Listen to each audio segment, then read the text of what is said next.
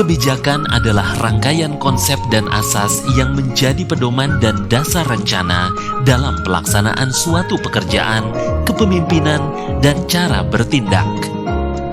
Dalam peraturan presiden, kebijakan adalah bagian dari strategi untuk mencapai tujuan pengadaan barang atau jasa. Kebijakan PBJP terdiri dari 9 kebijakan, yaitu 1. Meningkatkan kualitas perencanaan pengadaan barang atau jasa. 2. Melaksanakan pengadaan barang atau jasa yang lebih transparan, terbuka, dan kompetitif. 3. Memperkuat kapasitas kelembagaan dan sumber daya manusia pengadaan barang atau jasa, termasuk agen pengadaan. 4. Mengembangkan e-marketplace. 5. Menggunakan teknologi informasi, komunikasi, dan transaksi elektronik. 6. Mendorong penggunaan barang atau jasa dalam negeri dan standar nasional Indonesia yang disingkat SNI. 7. Memberikan kesempatan kepada UMKM. 8. Mendorong pelaksanaan penelitian dan industri kreatif. Dan yang ke-9, melaksanakan pengadaan barang atau jasa yang berkelanjutan. Mari kita bahas satu persatu. Kebijakan PBJP yang pertama adalah meningkatkan kualitas perencanaan pengadaan barang atau jasa.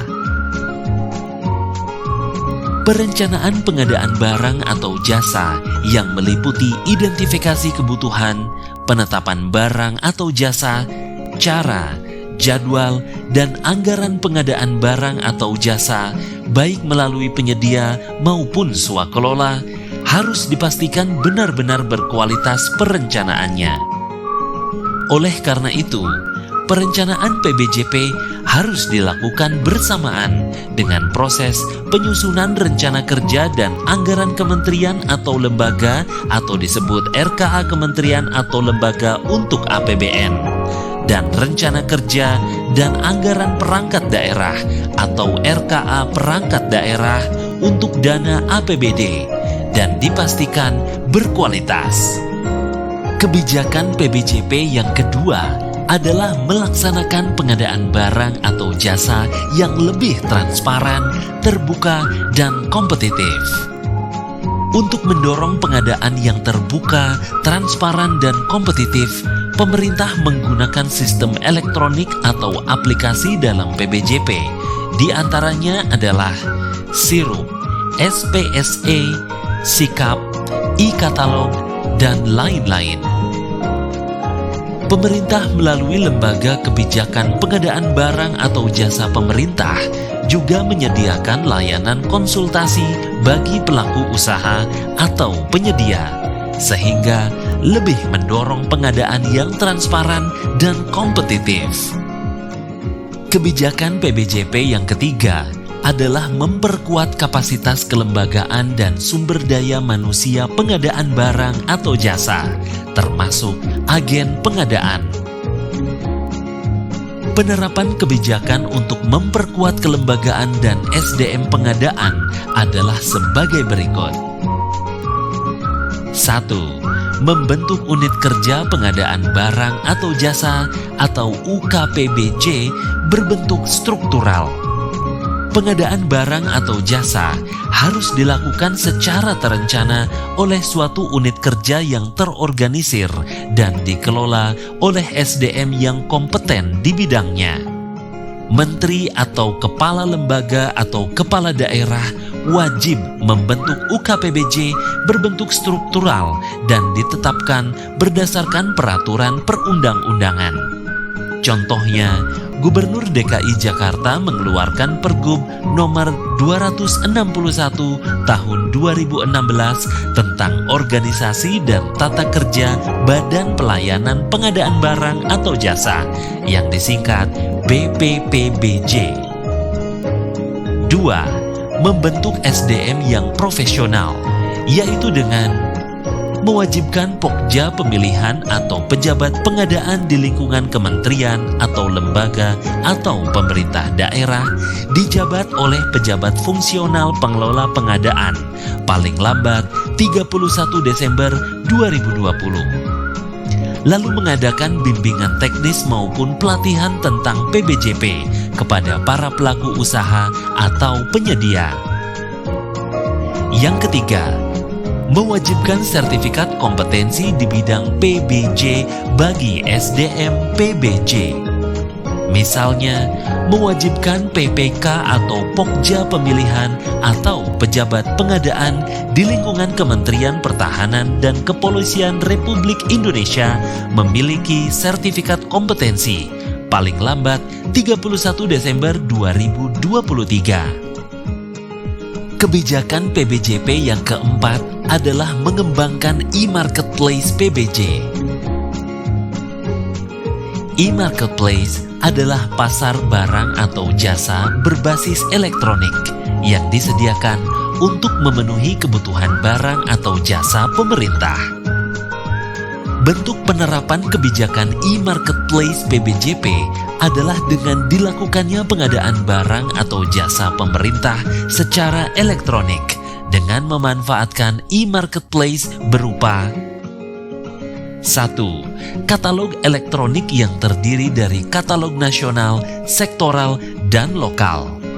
Yang kedua, toko daring atau online shop. Dan yang ketiga, pemilihan penyedia. Kebijakan PBJP yang kelima adalah menggunakan teknologi informasi komunikasi dan transaksi elektronik. Pemanfaatan teknologi informasi dan transaksi elektronik dilaksanakan dengan tujuan untuk 1. Mencerdaskan kehidupan bangsa sebagai bagian dari masyarakat informasi dunia. 2. Mengembangkan perdagangan dan perekonomian nasional dalam rangka meningkatkan kesejahteraan masyarakat. Yang ketiga, meningkatkan efektivitas dan efisiensi pelayanan publik. 4. Membuka kesempatan seluas-luasnya kepada setiap orang untuk memajukan pemikiran dan kemampuan di bidang penggunaan dan pemanfaatan teknologi informasi seoptimal mungkin dan bertanggung jawab. Dan yang kelima, memberikan rasa aman, keadilan, dan kepastian hukum bagi pengguna dan penyelenggara teknologi informasi.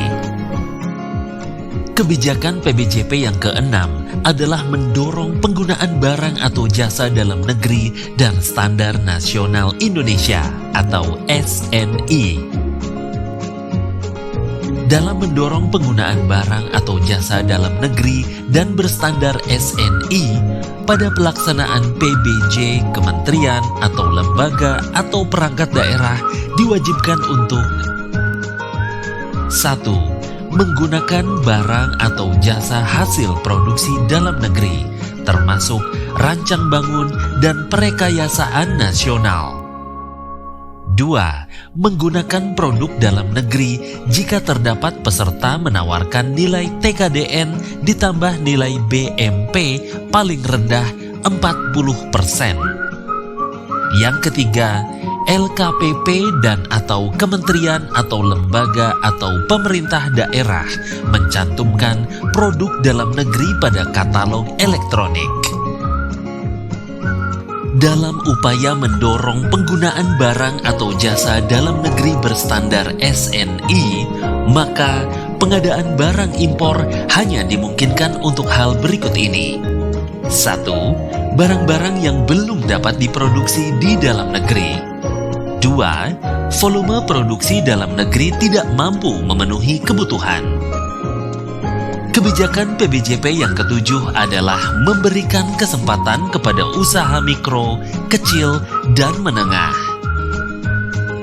Pemerintah berupaya memberikan kesempatan kepada UMKM untuk berpartisipasi dalam belanja APBN atau APBD dengan cara 1. LKPP dan kementerian atau lembaga atau pemerintah daerah memperluas peran serta usaha kecil dengan mencantumkan barang atau jasa produksi usaha kecil dalam katalog elektronik. 2. Pengalokasian anggaran barang atau jasa kementerian atau lembaga atau pemerintah daerah untuk penggunaan produk usaha kecil serta koperasi dari hasil produksi dalam negeri. 3. PA atau PPK atau UKPBJ dalam melakukan konsolidasi untuk paket pengadaan barang atau jasa sejenis yang dicadangkan untuk usaha mikro atau usaha kecil dan atau koperasi sesuai dengan peraturan LKPP nomor 11 tahun 2021 tentang pedoman perencanaan PBJP dengan rincian sebagai berikut. A. Nilai pagu anggaran sampai dengan 1 miliar rupiah dialokasikan hanya untuk penyedia jasa konsultansi konstruksi dengan kualifikasi usaha kecil. B. Nilai pagu anggaran sampai dengan 15 miliar rupiah dialokasikan hanya untuk penyedia pekerjaan konstruksi dengan kualifikasi usaha kecil dan atau koperasi. Yang keempat, usaha non-kecil melaksanakan pekerjaan dapat melakukan kerjasama usaha dengan UMK dalam bentuk kemitraan, subkontrak, atau bentuk kerjasama lainnya jika ada UMK yang memiliki kemampuan di bidang yang bersangkutan. Kebijakan PBJP yang ke-8 adalah mendorong pelaksanaan penelitian dan industri kreatif.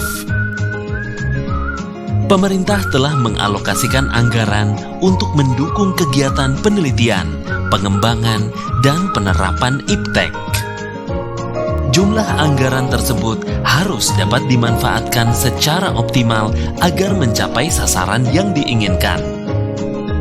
Ketentuan khusus untuk pengadaan barang atau jasa untuk kegiatan penelitian diatur oleh Permenristek Dikti.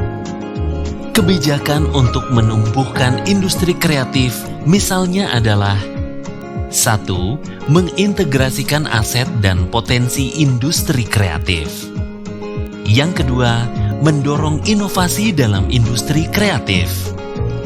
3. Meningkatkan kesadaran masyarakat dan apresiasi atas industri kreatif termasuk HAKI atau hak atas kekayaan intelektual. Dan yang keempat, membentuk badan ekonomi kreatif. Kebijakan PBJP yang ke-9 adalah melaksanakan pengadaan barang atau jasa yang berkelanjutan. Kebijakan pemerintah dalam mendorong pengadaan berkelanjutan misalnya adalah 1. Beberapa pemerintah daerah mengeluarkan kebijakan Green Public Procurement. 2. Kementerian Lingkungan Hidup dan Kehutanan mengeluarkan rekomendasi dan sertifikat produk-produk yang ramah lingkungan. 3. Pekerjaan konstruksi wajib menyertakan sertifikat AMDAL atau analisis dampak lingkungan. Dan yang keempat, PBJP diarahkan untuk value for money dalam aspek ekonomi. Demikianlah belajar kita tentang kebijakan pengadaan barang atau jasa pemerintah. Terima kasih.